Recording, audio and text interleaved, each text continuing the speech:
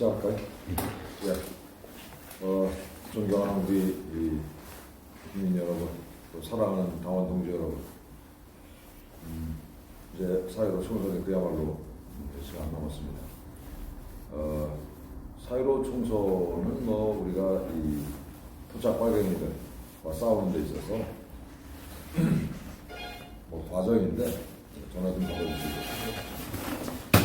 이 4.15 총선의 승패에 너무 이렇게 우리가 일희일비 할 필요는 없다고 생각합니다. 이게 뭐 조금 시간을 갖고 생각하시면 될 것 같아요. 그래서 오늘 제가 말씀드리고자 하는 주제는 우리가 싸우는 상대방이 얼마나 뭐 다들 알고 있는 거지만 얼마나 이게 사악하고 위선적인 집단인지 그 정체를 좀 우리가 알고 싸워야 될 것 같아요. 정말 무서운 놈들입니다. 그래서 이렇게 소개를 드리고 싶은 책이 있는데 뭐 제가 쓴 책이에요. 이게 며칠 전에 사실은 출판이 됐습니다.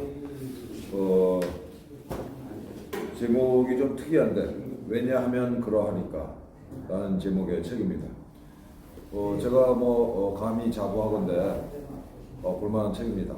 이 내용은 크게 한 4부 정도로 구성이 되어 있어요. 첫째는 주로 이제 한일 관계에 관한 책인데, 아시다시피 제가 파면당한 이유 중에 하나가 문재인 정권의 이 반일 선전 선동은 대한민국의 발전을 위해서, 생존을 위해서 대단히 해로운 정책이다 라고 제가 대놓고 몇 번이나 얘기를 했잖아요. 그래서 한일 관계를 이 문재인 정부가 어떤 식으로 망가뜨리려고 애를 썼는지, 그리고 그 하나하나에 대해서 제 생각을 정리한 게 이제 이 책의 일부고요. 두 번째는 제가 이제 문체부 공무원으로서 이제 25년 동안 일하면서 했던 일들을 쭉 정리를 했어요. 공무원이 했던 일들이 이렇게 얼핏 들으면 어떻습니까? 굉장히 무미건조할 것 같죠.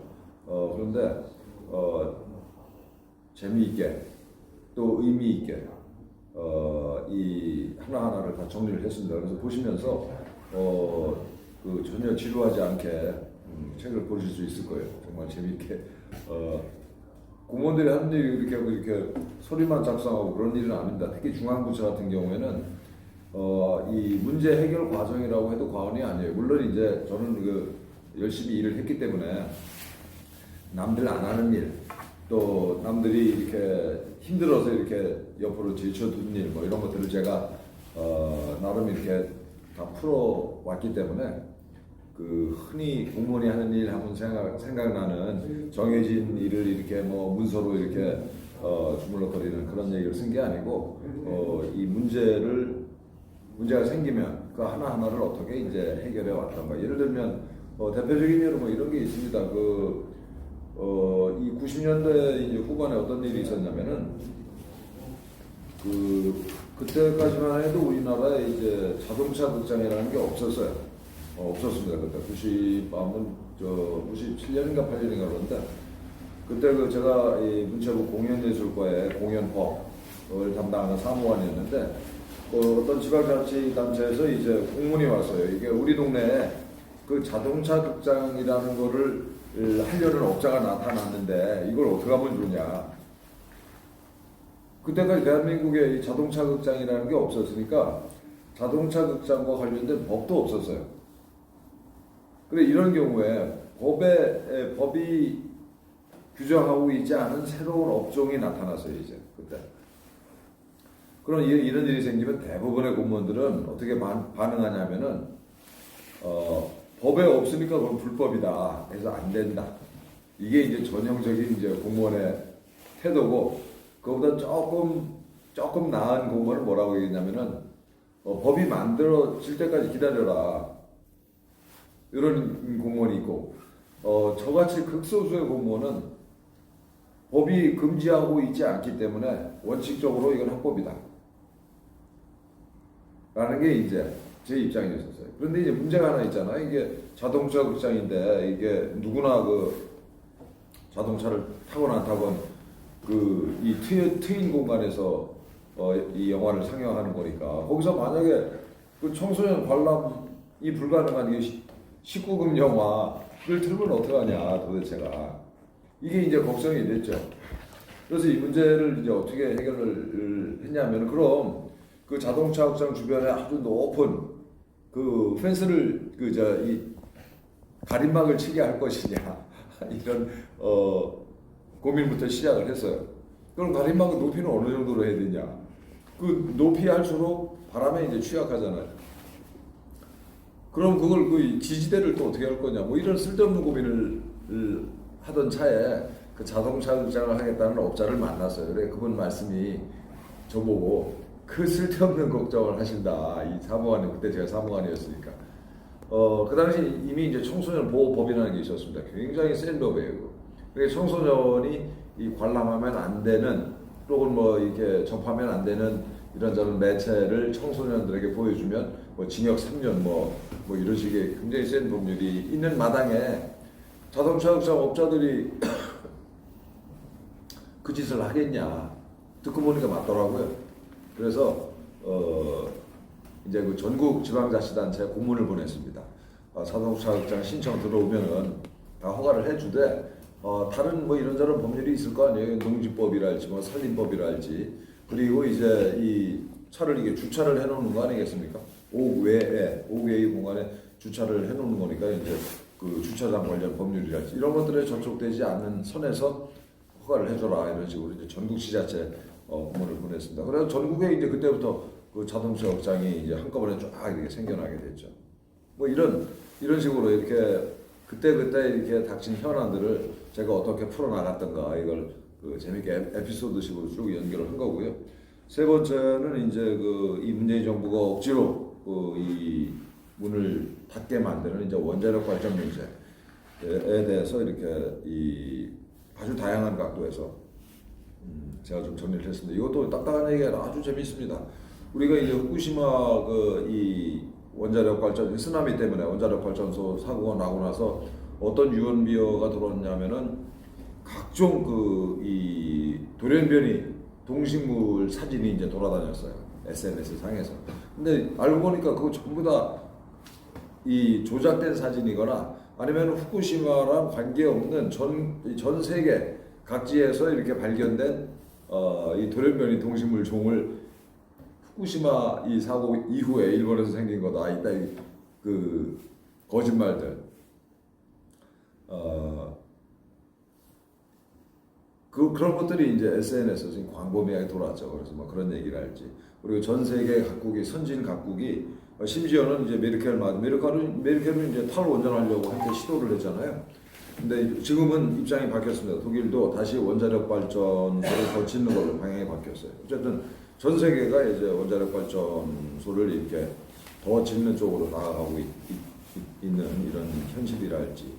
그리고 문재인이 거짓말했던 것 중에 또 하나가 그 후쿠시마 이제 원자력 발전소 사고로 1,몇백 명이 죽었다고 이제 문재인이 공식적으로 거짓말을 했어요. 그런데 알고 보니까 그 원자력 발전소 사고로 죽은 사람 하나도 없고, 사실 이제 쓰나미 때문에 그때 그 여러 사람이 이제 죽었죠.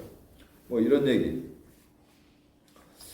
또 이렇게 이 중국 공산당이 호주나 뉴질랜드에서 이렇게 어떻게 이 공작을 하는지. 뭐 트럼프를 굉장히 변덕이 심하고 정서가 불안정하고 제 멋대로고 뭐 이런 사람으로 우리 이제 제도권 언론 소위 조중동마저도 트럼프를 그런 식으로 묘사를 하잖아요. 그런데 전혀 아닙니다. 트럼프는 정말 50년에 한 번 나올까 말까 한 천재예요. 정말 대단한 사람이에요. 그 사람이 그 가장 애독하는 책이 이제 손자병법입니다.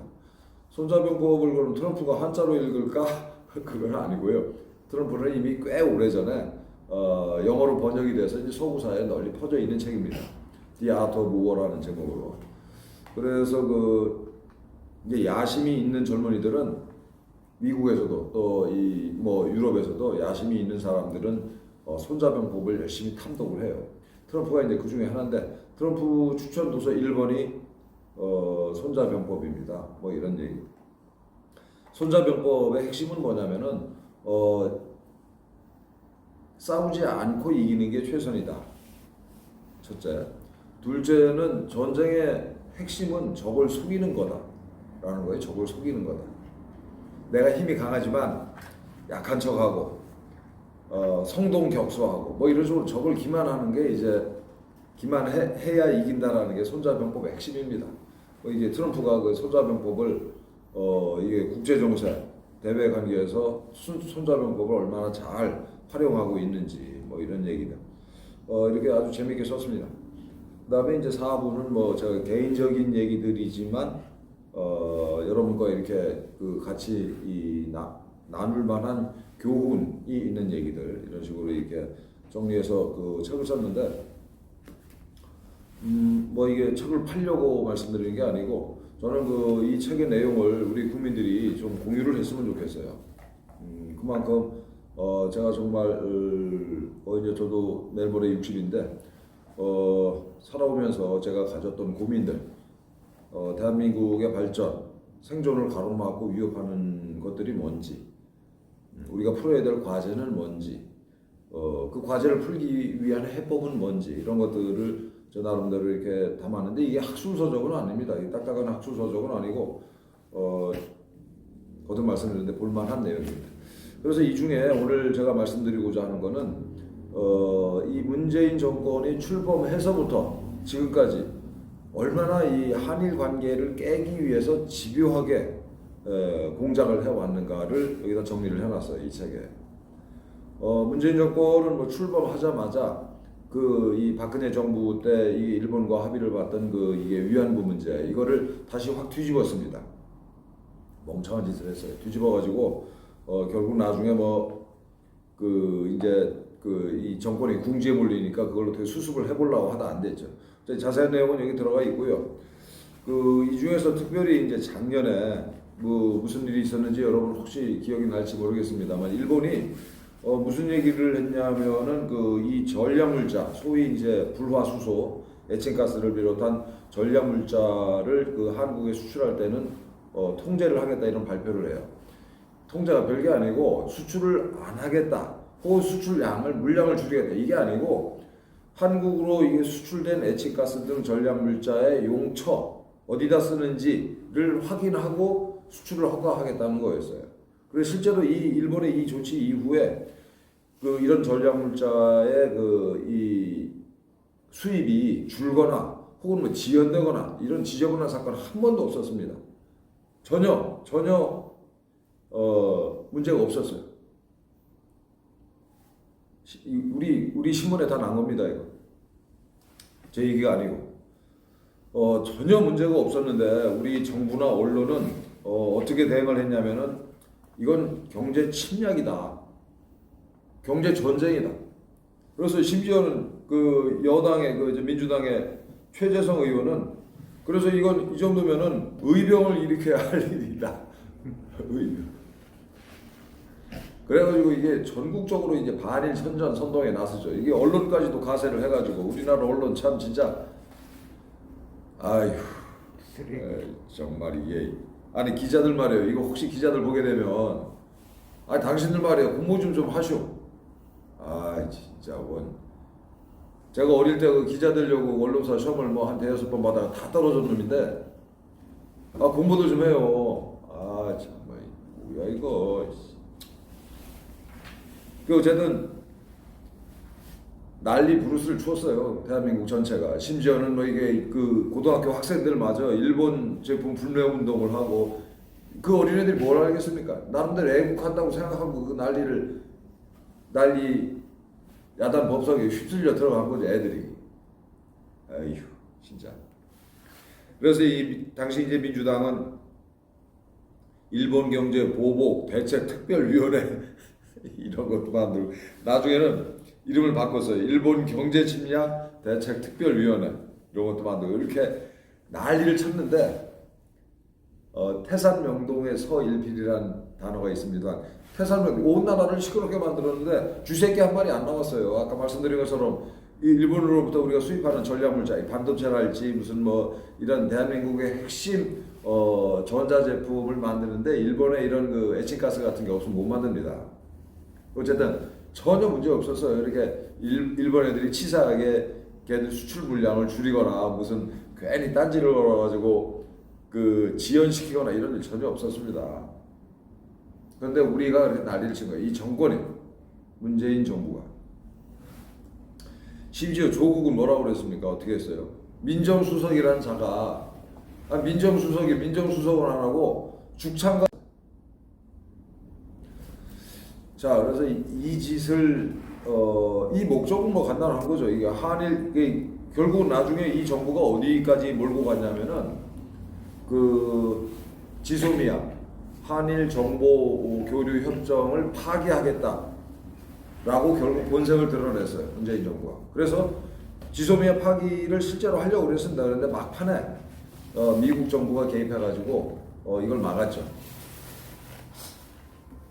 그러니까 문재인 정부가 이렇게 반일 선동에 그야말로 근거 없이 사실을 날조해가지고 반일 선동에 이렇게 나선 이유는 한일 관계를 먼저 깨뜨리고 그 다음에 한미일 관계를 깨뜨리려는 거죠. 친북 종중하려는 거죠. 미군 철수시키고 연방제 통일하고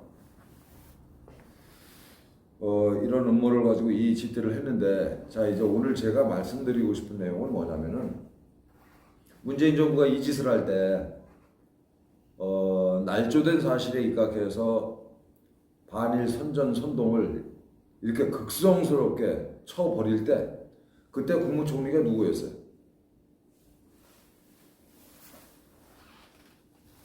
이낙연입니다. 종로에 출마한 1번 이낙연. 그 이낙연이 어떤 사람인지 좀 제가 찾아봤어요. 이낙연 씨는 원래 동아일보 기자였죠. 1990년부터 94년까지 이제 3년 내지 4년 동안 동경 특파원을 지낸 사람이에요. 일본어에 아주 능통합니다. 그리고 국회의원이 돼서는 한일의원연맹 부회장 겸 간사장을 한 사람이에요. 그러니까 일본이 어떤 나라인지 알 만큼 다 아는 사람이죠. 지난 4월 4일 날 이낙연 후보가 유세를 하고 이제 기자들이랑 만났는데 그 기자들 중에 일본 기자가 있었던 모양이에요. 근데 이 사람이 이제 한국말을 못해서 떠듬떠듬 질문하니까 이낙연 씨가 뭐라고 얘기했냐면은 일본 말로 질문해라. 내가 다 알아들으니까. 이 정도로 일본에 대해서 잘 아는 사람이에요.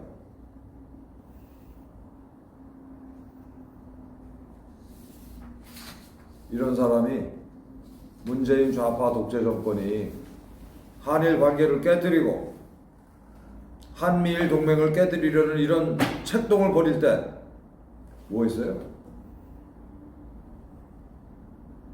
일본을 이렇게 잘 아는 사람.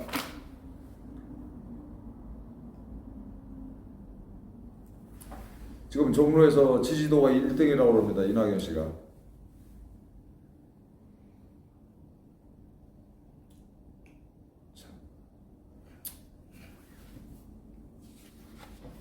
어처구니가 없습니다. 여러분이 지금 어떤 사람을 지지하는지 알고 지지하는 거예요. 또 하나는 문재인 정부가 이 짓을 할 때 그때 야당 대표가 누구였습니까?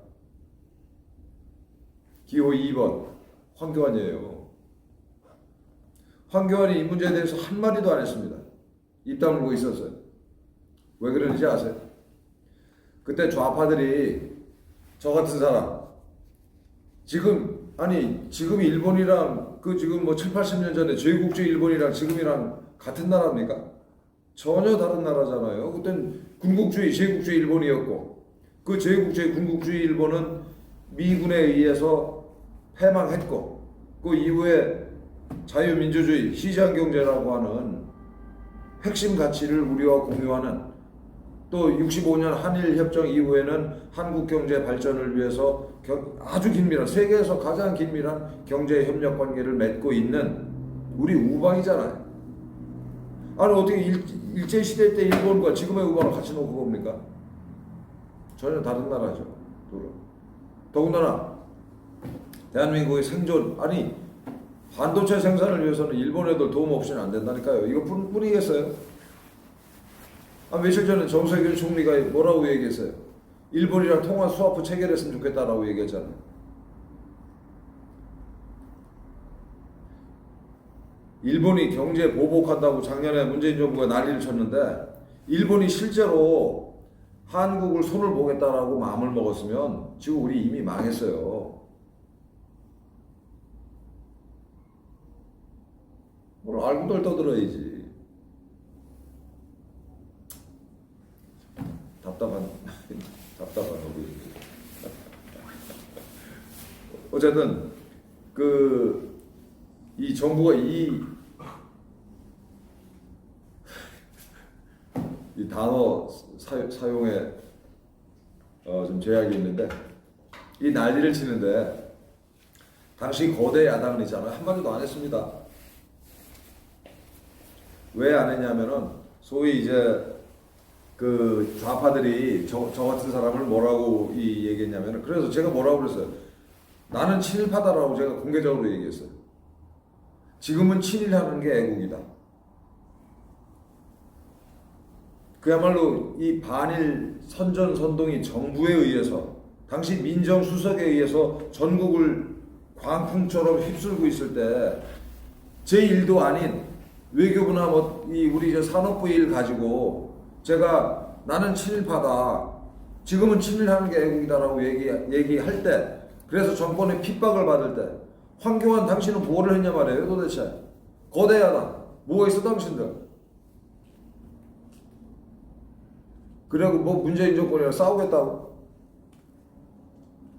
입에 침이나 발랐어요? 참 진짜 웃기는 사람들이야 좀. 당신들 말이야 진짜 민주당이고 미래통합당이고 말이지. 아이고 진짜.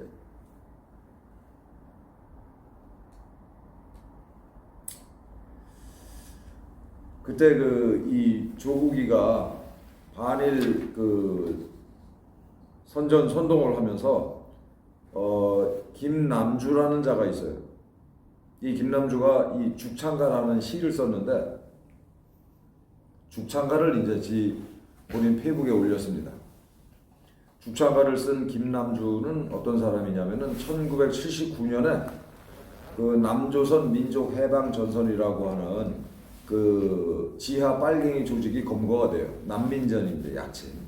근데 이 단체는 살벌한 놈들이에요. 이렇게 무장 폭력 혁명을 통해서 대한민국을 사회주의 국가로 만들겠다라는 생각을 가지고 있던 놈들이에요. 그래서 실제로 이것들이 재벌집을 몰래 밤중에 침투해가지고 군자금 만들려고 그 짓까지 했던 놈들입니다. 이거는 자생적 이 공산주의자들 조직이죠. 이게 남조선 민족해방전선의 그 조직원이었습니다. 김남주가. 그래서 이제 그때 검거가 됐는데 이 사람이 이제 1984년에 그 형을 살면서 감옥에서 역시 이제 그 사상범 김정익이라고 하는 사상범을 만나게 돼요. 그래서 김남주가 이게 김정익을 이제 교육을 시키는데 그 김정익 씨가 자기가 김남주한테 교육받은 내용을 책으로 써서 나중에 발표를 합니다. 수인번호 3179라는 책인데 큰 도서관에 가면 있습니다. 한번 이거 찾아서 읽어보십시오. 수인번호 3179에서 이 김정익 씨가 쓴 내용이 있는데 김남주가 뭐라고 얘기했는지 한번 들어보십시오.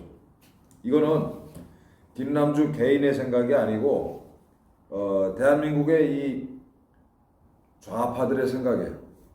이거 소름 끼칩니다. 이거 우리 국민들이 이런 거를 잘 모르세요. 지금 우리가 어떤 놈들에 의해서 이게 대한민국이 이 야금야금 적화되고 있는지 김남주가 이렇게 얘기했어요. 남조선에서 민중혁명이 일어나면 최우선적으로 해야 될 일은 이 사회의 민족 반동 세력을 철저하게 죽여 없애야 한다. 그 숫자는 얼마일 것 같아요? 대략 200만 정도는 될 것이다. 그래야만 혁명을 완수할 수 있기 때문이다. 200만이라는 숫자가 엄청날 것 같지만 인류 역사적인 관점에서 본다면 그렇게 중요한 것이 아니다. 이거 다 김남주 말입니다. 우리 민족 전체를 놓고 볼 때 그것은 소수에 불과하다. 민족주의는 피를 먹고 자라오는 것이다. 우리에게 적은 숫자의 반동 세력의 피는 필수 불가결한 것이다. 느낌이 오십니까? 우리가 어떤 놈들이랑 살고 있는지. 조국이가 민정수석 조국이가 현직에 있으면서 이걸 지 페이스북에 올렸어요. 지 마음을 김남주의 시를 빌려서 표현을 한 거죠. 거듭 말씀드리는데 이건 그럼 난민전 구성원 중에 김남주 개인의 생각이 아니냐. 천만에 만만의 말씀입니다. 빨갱이들의 생각이 기본적으로 이래요. 얘들이 이런 생각을 하게 된 배경 중에 하나는 모택동이 일으킨 문화혁명이에요.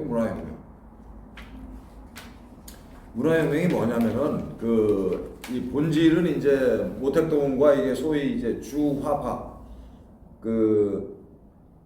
이제 우선 경제 발전을 해야 된다. 이게 등소평류의 생각을 가진 사람들이 있어서 유속이 등소평 이 주자파죠. 그런 생각을 가진 사람들한테 이제 등소평이 권력을 뺏기니까 권력을 되찾기 위해서 이제 권력 투쟁을 일으켜요. 어린애들 동원을 해가지고 10대 애들 동원해서.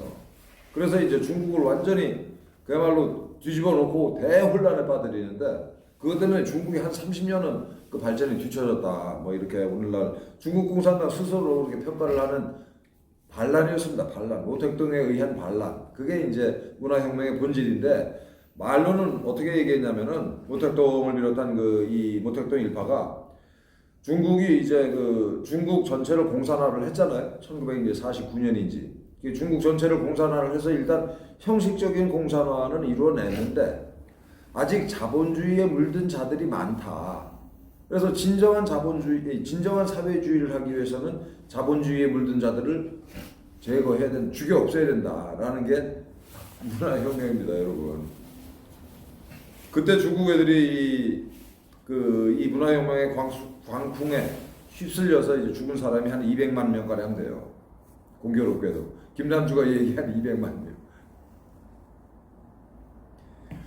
이 문화혁명이 여기서 끝났으면 좋았을 텐데 이거를 캄보디아 공산주의자들이 이걸 모방을 했어요. 그래가지고 얘네들이 이제 소위 크메르루즈라는 집단이죠. 캄보디아 공산당. 얘들이 얘들도 이제 똑같은 얘기를 했어요. 이게 공산당이 집권을 했지만 자본주의에 물든 이 쓰레기들 때문에 진정한 공산주의가 안 된다. 그러니까 쓰레기를 죽여 없애야 된다. 라는 이 얘기를 하면서 이제 이런 표현을 써서 얘기해드려요. 자본주의에 물든 기생충들. 주로 이제 도시에 살던 사람들입니다. 기생충들을 다 죽여 없앤다고 해서 인구의 4분의 1. 여기서도 공교롭게 한 200만 명 죽였어요. 총알이 아깝다고 그래가지고 10대 애들 시켜가지고 때려 죽였어요. 꽃괭이나 삽 이런 걸로 머리를 때려서. 그래서 이제 소위 킬링필드라고 오늘날에도 저 캄보디아 가보면은 두개골이 깨진 해골들 쫙 모아서 전시해 놓은 공간이 있습니다.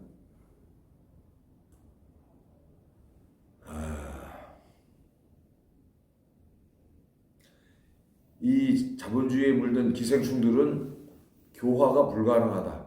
아무리 교육을 시켜도 얘들은 공산주의적인 인간이 안 돼. 그래 죽여 없애야 된다. 이게 빨갱이들의 사고 방식이에요. 김남주만의 사고 방식이 아니고 빨갱이들의 어느 나라나 이 공산주의에 물들면 이렇게 됩니다, 여러분. 근데 지금 대한민국을 누가 지배하고 있어요?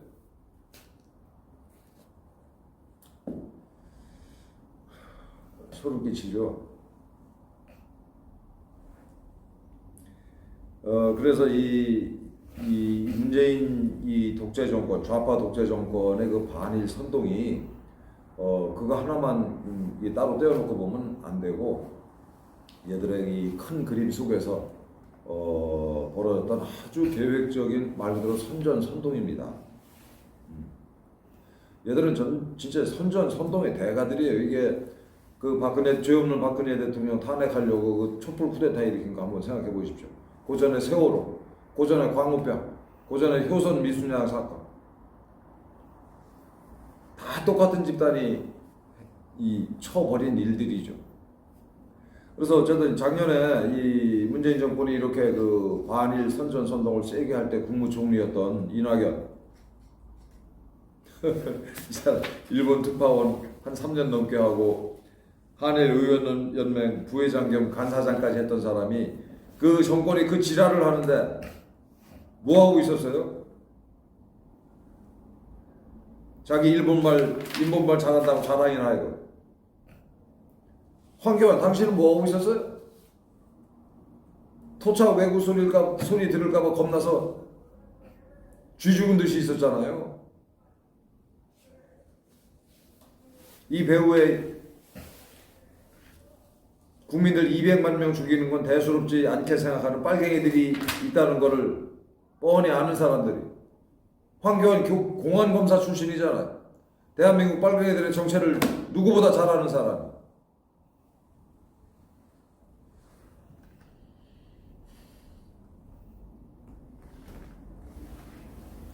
총리식이나 지낸 당신들, 나보다 나이도 많고 그렇지만 당신들한테 내가 경호체를 쓰고 싶은 생각이 전혀 없어요. 사람으로 안 보입니다. 그야말로 일말의 양심이라도 있으면 국민들한테 사과하고 사퇴하십시오. 제가 종로에 출마한 군소정당 후보로서 드리는 말씀이 아니고 국민의 한 사람으로서 드리는 경고입니다. 경고. 우리 국민을 언제까지나 개 돼지로 보면 나중에 후회할 날이 올 겁니다. 자, 그래서 우리 국민 여러분, 그리고 우리 시청자 여러분, 제가 이제 오늘로 이제 세 번째 이 영상을 찍었는데 한 번씩 생각을 한번 해보십시오. 이게 대한민국의 오늘과 내일을 위해서 너무나 중요한 주제들이에요.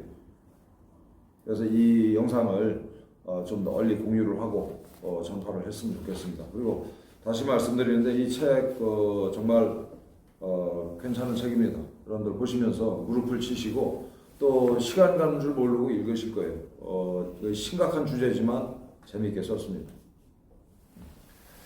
자, 오늘은 이 정도로 하고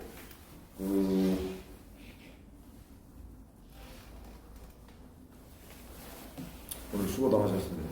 특히 이제 오늘 제 유세 현장에 나오신 우리 동지 여러분 정말 눈물 겹도록 감사합니다. 제가 열심히 살겠습니다.